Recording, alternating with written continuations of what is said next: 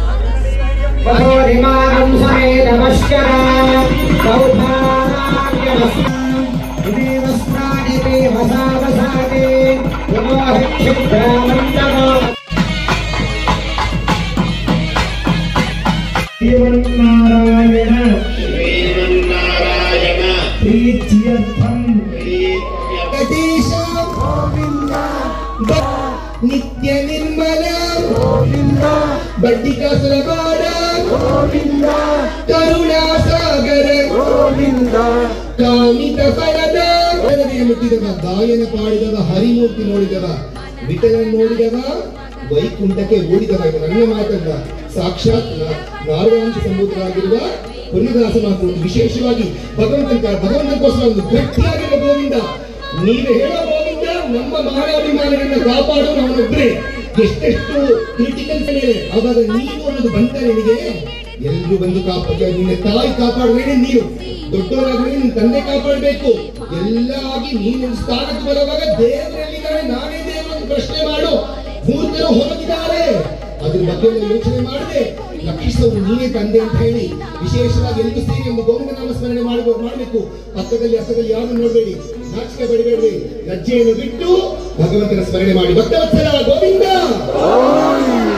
ಇವಾಗ ಒಂದು 70% ಅದನ್ನ ಕಳಿಸ್ಕೊಟ್ಬಿಟ್ಟು ಒಂದೇ ಸತಿ ಲೈನ್ ಬಿಟ್ಟು ಇಲ್ಲಿ ದೇವರ ದರ್ಶನ ಮಾಡಿಕೊಂಡು ನಂತರ ಸ್ವಾಮಿಯ ದರ್ಶನ ಮಾಡಿಕೊಂಡು ಅಲ್ಲಿ ತೀರ್ಥ ಪ್ರಸಾದ ವಿಜಯವನ್ನು ಪ್ರಾರ್ಥನೆ ಮಾಡಿಕೊಂಡು ಆಮೇಲೆ ತಂತ ಮನೆಗಳು ತಿರುಗಬಹುದು.